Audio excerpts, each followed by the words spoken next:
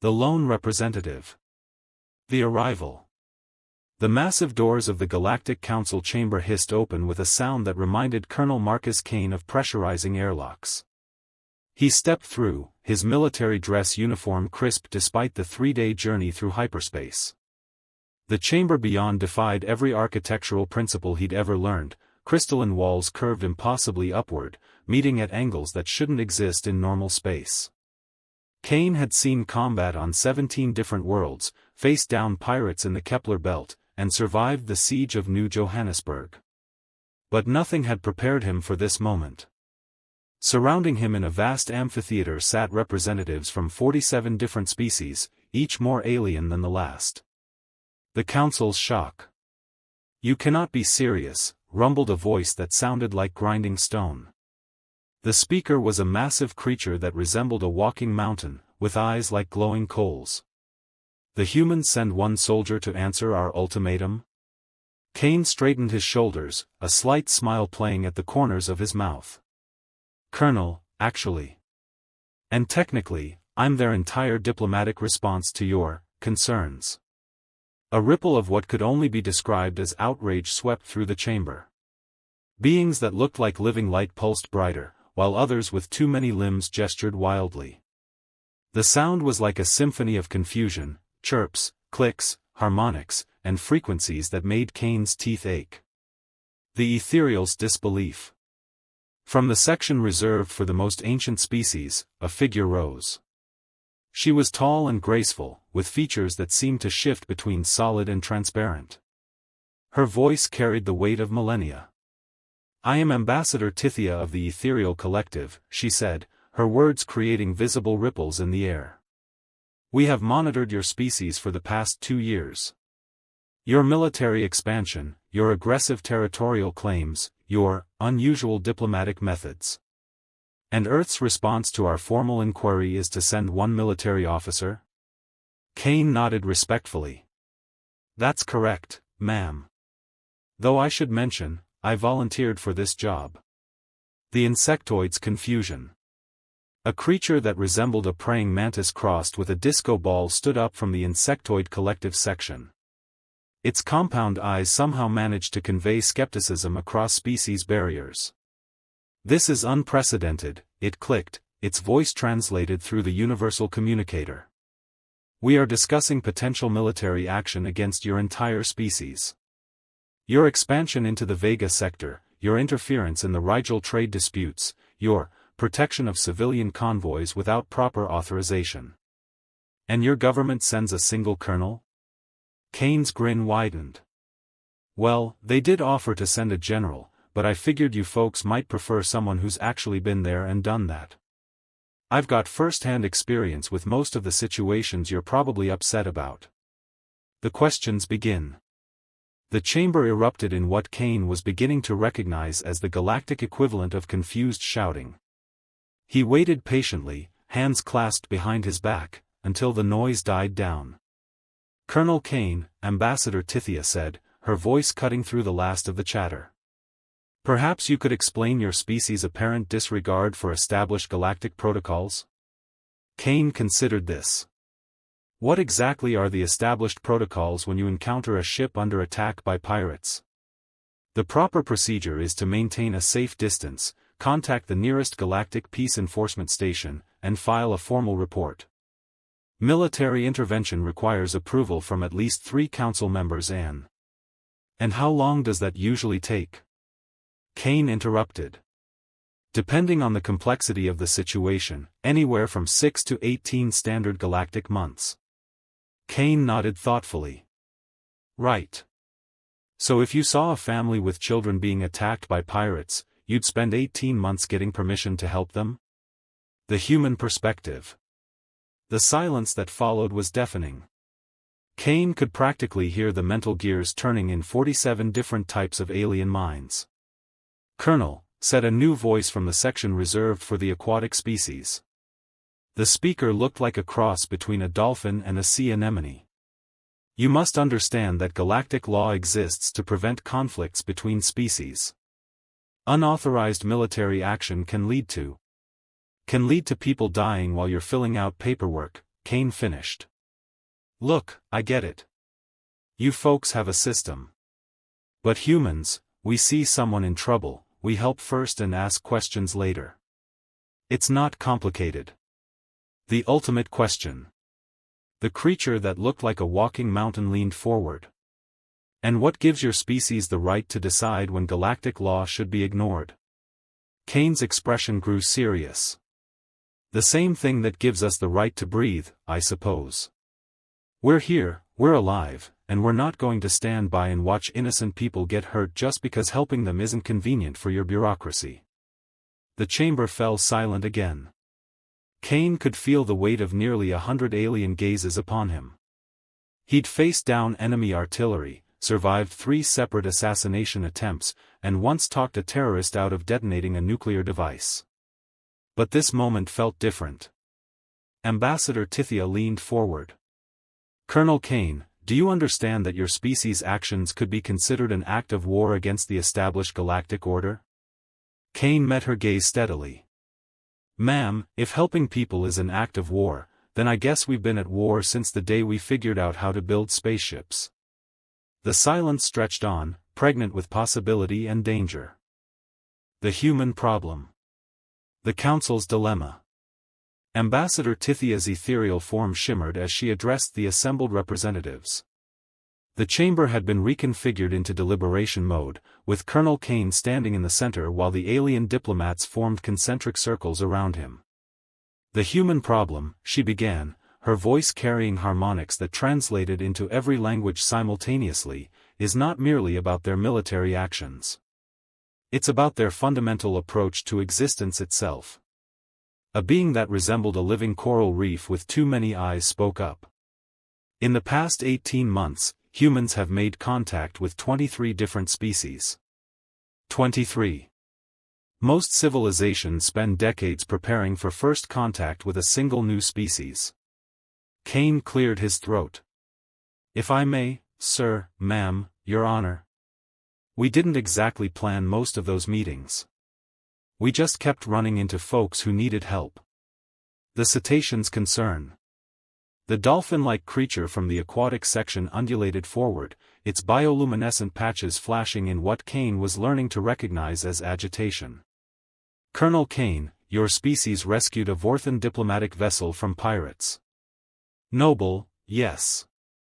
But you did so without identifying yourselves, without establishing proper communication protocols, and without filing the appropriate paperwork. The appropriate paperwork, Kane repeated slowly. While people were dying. The Vorthan weren't dying, interjected a crystalline being whose voice sounded like wind chimes in a hurricane. They would have been fine for another 6 months while we processed their distress signal through proper channels. Kane stared at the crystal being. They were bleeding. Their life support was failing. Their children were crying. He paused, letting that sink in. 6 months. The insectoid's analysis. The disco ball mantis clicked its mandibles thoughtfully. This highlights the core issue. Humans operate on emotional imperatives rather than logical protocols. You see suffering and react immediately, without considering the broader implications. Guilty as charged, Kane admitted. Though I'd argue that's a feature, not a bug. Ambassador Tithia's form pulsed with what might have been frustration. Colonel, your species' actions have disrupted trade routes, altered territorial boundaries, and created new military alliances. The Vorthan now consider humans their sworn allies. The Kentari have offered exclusive mining rights to Earth corporations. 3 separate pirate organizations have surrendered rather than face human forces. The surrender story. Kane's face lit up. Oh, that's actually a funny story. Captain Rodriguez was leading a patrol when they encountered the Crimson Fleet attacking a refugee convoy. Standard pirate operation, about 40 ships, mostly raiders and fighters. The chamber leaned in despite themselves. Even alien curiosity, it seemed, was universal. Rodriguez opened communications and said, "This is Captain Elena Rodriguez of the Earth vessel Relentless.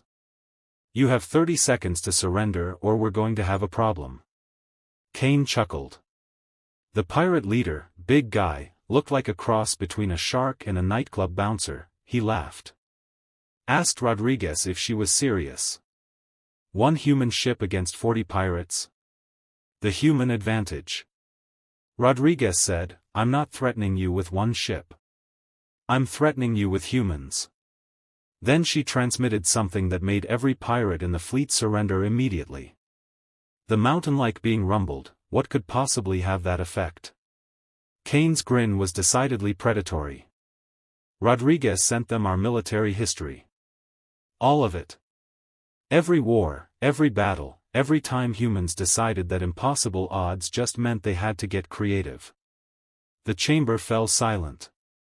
Kane could practically see the alien minds processing this information. The ethereal's realization. Ambassador Tithia spoke slowly. Your species, you actually enjoy fighting against overwhelming odds. Not exactly, Kane corrected. We just don't let impossible stop us. The pirate leader took one look at the Battle of Thermopylae, the Warsaw Uprising, the Siege of Bastogne, and about 1,000 other examples of humans refusing to quit when they should have, and decided maybe they didn't want to find out what we'd do to them. A new voice spoke from the section reserved for the most ancient species. The speaker was so old that their form seemed to shift between dimensions. Colonel Kane, are you telling us that your species uses your own historical recklessness as a weapon? The definition of crazy. Kane considered this. We prefer to think of it as establishing a reputation for being completely unpredictable. Pirates, you see, are businessmen. They attack when they think they can win easily and profit from it. But humans, well, we have a saying, never underestimate the power of stupid people in large groups. Are you calling your own species stupid? Asked the crystalline being. Sometimes, Kane admitted cheerfully. But we're consistently stupid in ways that work out surprisingly well. We're the species that looked at the vacuum of space and said, hey, let's go see what's out there. We're the species that decided to strap rockets to metal tubes and surf them between planets. We're the species that thinks impossible is just another word for challenging. The uncomfortable truth. The chamber was quiet for a long moment. Finally, Ambassador Tithia spoke. Colonel Kane, do you understand why this concerns us? Kane's expression grew serious. Because we don't fit into your carefully organized system. Because we don't follow your rules. Because we help people first and ask permission later. Because we've been changing things just by being ourselves. Exactly, Tithia said. Your species represents chaos in a galaxy that has achieved stability through order and protocol. Kane nodded slowly. And you're afraid that chaos might spread. Shouldn't we be? Asked the mountain being. Your species has been in space for less than a century, and you've already disrupted systems that have been in place for millennia. Kane looked around the chamber, meeting alien gazes that ranged from curious to hostile to something that might have been hopeful. Maybe, he said finally. But maybe your system needed disrupting. The silence that followed was the kind that preceded either revolution or war. Lessons from the void. The Proxima Incident. Colonel Kane clasped his hands behind his back, settling into the storytelling stance that had served him well in briefing rooms across the galaxy. You want to understand how humans think? Let me tell you about Captain Dmitry Volkov and the Proxima Incident. The alien representatives shifted in their various forms of seating. Ambassador Tithia's ethereal form pulsed with interest. This is about the unauthorized military action in the Proxima system? Unauthorized, Kane repeated with a slight smile. 6 months ago, Captain Volkov was conducting routine patrol in the Outer Rim when his sensor operator picked up something unusual. Multiple distress signals, all broadcasting on different frequencies. The discovery. Kane began pacing, a habit from his teaching days at the War College. Volkov's a practical man. Former Spetsnaz, served in the Martian conflicts, lost his left arm to shrapnel and got a cybernetic replacement. He doesn't panic, doesn't waste time on protocol when lives are at stake. The insectoid representative clicked its mandibles. Captain Volkov violated 17 separate galactic regulations by investigating those signals without proper authorization. He sure did, Kane agreed. And when he dropped out of hyperspace, he found something that would have haunted him for the rest of his life if he'd followed your protocols instead. The convoy under attack. 47 civilian ships, Kane continued, his voice growing hard. Families, mostly. Kethari refugees fleeing the civil war in their home system. They'd been traveling for 3 months in ships that were barely space-worthy, heading for the sanctuary worlds in the Vega sector. The chamber was silent except for the ambient hum of the translation systems. They were under attack by the Crimson Corsairs. 63 pirate vessels, led by a bastard named Krex who'd been terrorizing shipping lanes for 15 years. The pirates had the convoy surrounded, were picking off ships one by one, taking whatever cargo they could carry and spacing the passengers. The impossible odds. A new voice spoke from the section reserved for the warrior species. The speaker resembled a cross between a tiger and a tree, with bark-like skin and eyes like golden flames. 1 human ship against 63 pirates? This Captain Volkov must have been suicidal. Kane's grin was sharp as a blade. That's what Krex thought too. Volkov's ship, the Stalingrad, was a retrofitted cargo hauler with upgraded weapons and shields. Good ship, but not built for taking on an entire pirate fleet. The Russian way.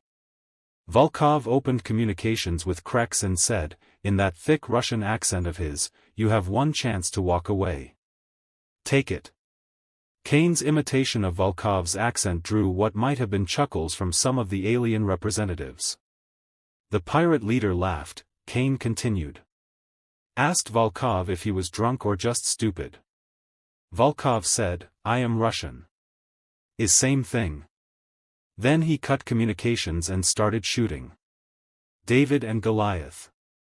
The crystalline being's voice chimed like breaking glass. How does one ship defeat 63? The mathematics alone. Mathematics, Kane interrupted, don't account for human stubbornness. Volkov didn't try to fight all 63 ships at once. He used the convoy itself as cover, weaving between civilian vessels, forcing the pirates to be careful with their shots or risk hitting their own prizes. Kane's pacing quickened as he warmed to the story. Then he did something that terrified the pirates more than any weapons could have. He started ramming them. The ramming strategy. A collective gasp went through the chamber. The mountain-like being rumbled, ramming? That's suicidal. Should have been, Kane agreed. But Volkov had studied the pirate ship designs. Most of them were built for speed and firepower, not structural integrity. The Stalingrad was a cargo hauler, built to survive asteroid impacts and solar storms. Every time Volkov rammed a pirate ship, he'd punch right through their hull and keep going. The turning point. Ambassador Tithia's form brightened with what might have been excitement. This is documented behavior in human military history. The kamikaze pilots, the berserkers, the death or glory charges. Your species has a documented tendency toward seemingly suicidal tactics. That's where you're wrong, Kane said, stopping his pacing to face her directly. Volkov wasn't being suicidal. He was being smart. Every ship he rammed was one less ship shooting at civilians. Every pirate he took out was one less threat to the convoy. The surrender. After Volkov had rammed 15 pirate ships into scrap metal, something interesting happened. The remaining pirates started retreating. Not because they were losing, they still outnumbered him 3-1. But because they finally understood what they were fighting. Kane looked around the chamber. They realized they weren't fighting a ship. They were fighting a human who had decided that those civilians were under his protection, and that meant more to him than his own life. The aftermath. The aquatic representative undulated forward. The reports indicate that 23 pirates surrendered rather than continue fighting.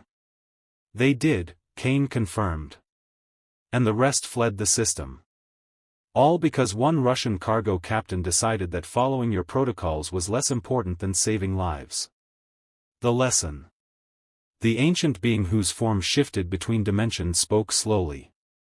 And you believe this justifies ignoring galactic law? Kane's expression grew serious. I believe it shows you what humans are really like. We're not trying to conquer the galaxy or overthrow your government.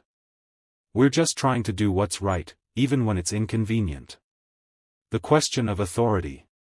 But who gives you the right to decide what's right? Demanded the insectoid representative. Kane was quiet for a long moment. When he spoke, his voice carried the weight of years of combat and command. The same thing that gave Captain Volkov the right to save those refugees. The same thing that gave my species the right to reach for the stars in the first place. And what is that? Kane met the alien's compound gaze steadily. The fact that we're here, we're alive, and we're not going to let good people die while we're filling out paperwork.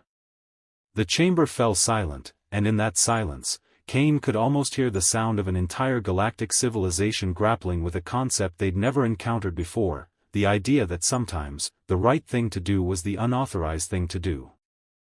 The Warrior's Code. The philosophy of war. Colonel Kane noticed the subtle shift in the chamber's atmosphere. The alien representatives were no longer treating him like a curiosity or a threat to be dismissed. They were listening with the kind of attention reserved for something genuinely dangerous. You want to understand human military philosophy? Kane asked, his voice carrying the authority of someone who had spent decades studying the art of war. Let me tell you about General Hassan al-Rashid and the Battle of Kepler Station. The mountain-like being leaned forward. This is about the incident that established human military dominance in the Outer Rim? Kane nodded. 3 years ago, General al-Rashid was stationed at Kepler Station, a joint human-alien research facility studying dark matter. Beautiful place, actually. Floating in the void between two nebulae, with views that could make a poet weep. The threat. The station was attacked by the hegemony of Exathul, Kane continued. 47 warships, led by War Commander Vexthan. The Exathul were one of the most feared military powers in this sector. They'd conquered 18 systems in the past decade. The insectoid representative clicked nervously. The Exathul were known for their overwhelming firepower and ruthless tactics. They never accepted surrender. That's right, Kane said. They believed that mercy was weakness, that the strong should dominate the weak, that might makes right. Standard military doctrine throughout most of the galaxy, actually. The impossible defense. Ambassador Tithia's form pulsed with interest. General al-Rashid had only 12 ships under his command. How did he expect to defend against 47 Exathul warships?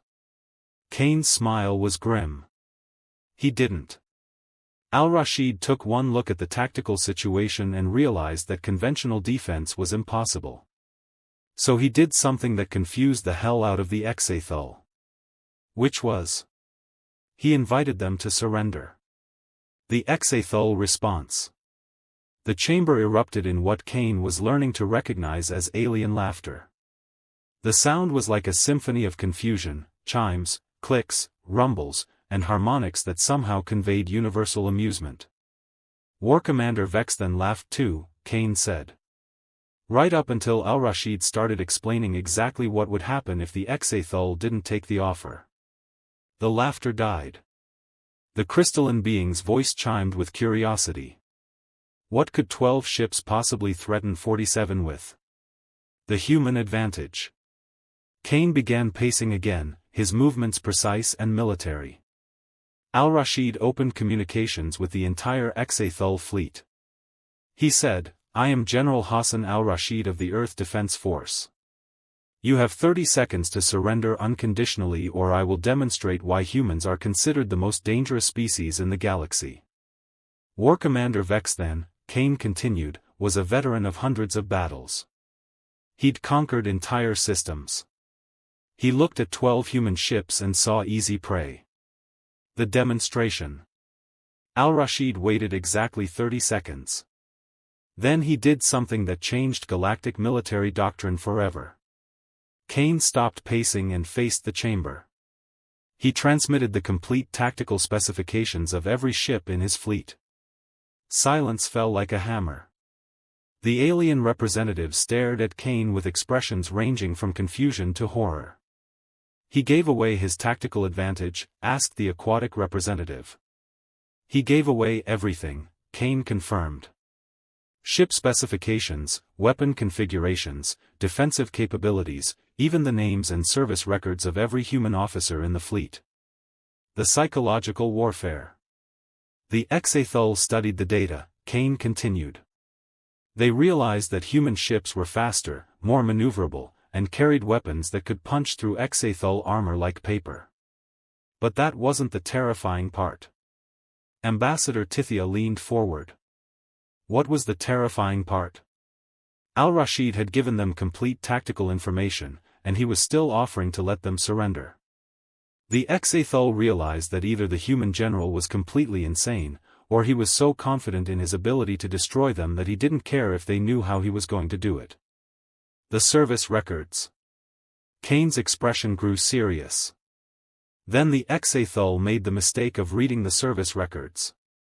Every human officer in that fleet had combat experience that would have been considered impossible by galactic standards. Al-Rashid himself had served in the Martian Rebellion, the Asteroid Wars, and the Titan Insurgency. His tactical officer had survived the siege of Europa. His weapons officer had single-handedly held off an entire pirate fleet for 6 hours while waiting for reinforcements. The realization. The chamber was dead silent. Kane could practically feel the alien minds processing this information. The Exathul realized they weren't facing 12 ships, Kane said quietly. They were facing 12 ships crewed by humans who had spent their entire careers fighting impossible odds and winning. The surrender. War Commander Vexton was no fool, Kane continued. He'd studied human military history after our species made contact with the galactic community. He knew about Thermopylae, about the Alamo, about Stalingrad. He knew that humans had a tendency to turn hopeless last stands into legendary victories. The mountain-like being rumbled, so he surrendered? He surrendered, Kane confirmed. 47 Exathul warships, to 12 human vessels. Without a shot being fired. The most feared military power in the sector, defeated by a general who was willing to show them exactly how outmatched they were. The Warriors' Code. But that's not the end of the story, Kane said. Al-Rashid accepted the surrender with full military honors. He treated the Exathul officers with respect, provided medical care for their wounded, and even helped them negotiate a peace treaty with the worlds they'd conquered. Why? Asked the ancient being. They were your enemies. Kane's voice carried the weight of hard-won wisdom. Because that's what warriors do. We fight when we have to, but we don't fight to destroy. We fight to protect what matters.